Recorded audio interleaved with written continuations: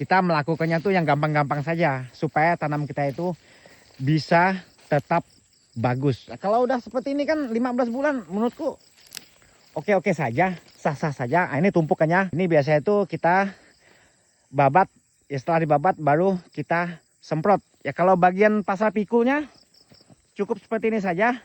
Kita babat anakan kayunya. Kalaupun ada rumput yang hijau-hijau itu ya kadang-kadang kita semprot. Selamat sore semuanya sahabat petani kelapa sawit.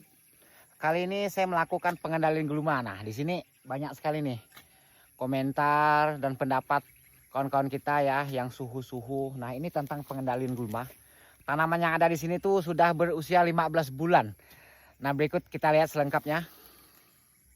Nah, 15 bulan punya kita yang di sini tuh udah banyak muncul bunga seludang. Nah, kebetulan kita sekaligus melakukan kastrasi disertai kita mengendalikan gulma. Nah, ini cerita ini kita mengendalikan gulmanya sistem dibabat. Nah, ya. Walaupun tanaman kita udah seperti ini, yang namanya komentar kawan-kawan itu selalu ada ya. Ya, tapi itu sebagian masukan juga ya. Kalau menurut saya itu adalah masukan juga. Nah, jadi ada komentar kawan-kawan ya. Padahal kan nih tanamannya udah bagus nih. Lalu katanya kenapa piring tanamannya tidak dikeruk, tidak dicangkul supaya lebih bersih. Nah, menurutku itu tergantung lokasi teman-teman. Kalau lokasi seperti ini ya, udah mampu subur seperti ini, ya, kenapa harus dikeruk? Nah, itu berbeda pendapat dengan saya. Ya karena, ya kalau tanam udah seperti ini ya, yang tumbuh di situ kan gulma lunak. Kenapa harus dikeruk? Kalau dikeruk, ini kalau kena angin, umumnya tuh bisa miring dan bisa tumbang. Nah, itu yang tidak kita mau.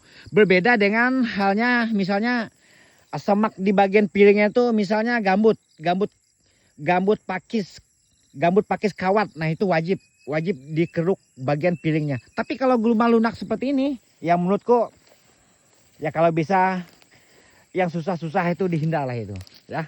Kita melakukannya tuh yang gampang-gampang saja supaya tanam kita itu bisa tetap bagus. Nah, fungsinya rumput-rumput ini ya, rumput-rumput lunak, ini kan melembab akar tanaman ini. Ya kalaupun ingin menyemprot ini, sekitar piringan ini, kita menggunakan racun yang kuning ya.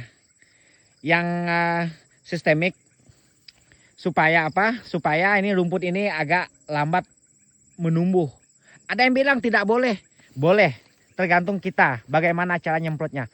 Ini selama ini selalu saya semprot dengan racun yang kuning ya. Tapi tidak ada imbasnya. Tuh, 15 bulan seperti ini. Nah, kalau kita melakukannya sistem di babat ya, babat terkendali. Nah, tadi itu kan ceritanya tuh 2 jam pengerjaan saya. Coba kita hitung dapat berapa jalur nih. Ini selama 2 jam nih.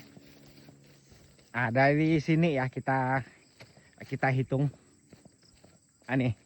Ini ada 8 batang. 8 batang tuh berarti 16 batang yang kita babat. Jadi berapa jalur kita dapat? 1 ya, kita hitung. Nah, ini rumpukannya ini nanti kita semprot ya. Nah, ini yang bagian tengah. Nah, lalu 2 sama ini. Dapat 2 jalur ya. 2 ya kalikan saja ya. 16 kali 2. Nah, lalu sini lagi. Nah, ini sih udah 15 pokok tadi yang ini nih, jalur ini. 3. Jadi saya tuh mampu sampai 6 jalur. Kalau melakukannya sistem dikendali ya. Nah, tuh seperti ini.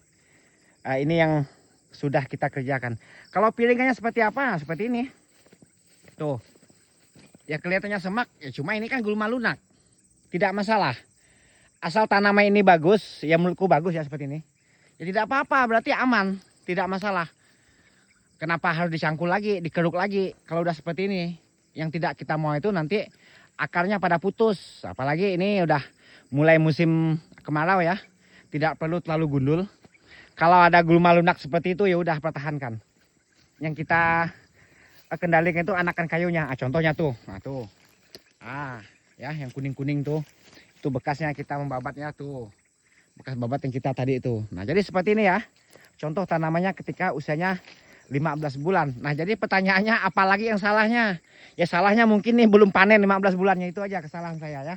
Ya saya bukan juga suhu ya, cuma ini memberi gambar kepada kawan-kawan. Tidak usah terlalu repot ya. yang kira-kira menyusahkan diri kita itu jangan dikerjakan. Ya karena ada juga, kasihan juga tuh komentar kawan-kawan.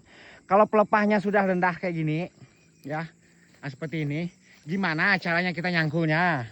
Otomatis tangan kita ya kan, kepala kita tertusuk tuh duri. Karena di situ kan banyak duri tuh. Gimana cara kita nyangkul ya? Jadi itu seolah-olah memaksakan ya, memaksakan. Nah, jadi kalau seperti ini, kalau misalnya ada gulma lunak ya, ya udah biarkan saja nggak apa-apa. Ya kalaupun kawan-kawan mau membersihkan sebagus-bagusnya udah pakai golok aja udah nih. Cukup pakai golok aja udah. Nah, sebelah tuh rumpukannya. Nah, itu nanti akan kita babat kemudian disemprot. Nah, kalau untuk pasar pikonya udah kayak gini aja udah cukup. Nah, ya seperti ini. Oke kawan-kawan, jadi hanya itulah yang bisa saya sampaikan. Semoga cara yang saya lakukan ini bisa memberi manfaat untuk kawan-kawan sahabat tani kelapa sawit. Yang rumit-rumit itu jangan dikerjakan ya kan. Kita sesuai apa yang kita mampu, yang masuk akal itu yang kita kerjakan. Tuh 15 bulan udah seperti itu ya. Kurang apa lagi tuh? Nah, ya. Yang kurang ini belum bisa panen karena usianya masih 15 bulan. Hanya baru masa kastrasi ini. Nah, seperti ini ya. Contoh tanamannya ketika usianya 15 bulan. Tetap semangat ya, tetap rawat kebunnya supaya kebunnya bisa lebih subur daripada ini lagi ya. Tetap semangat untuk kawan-kawan.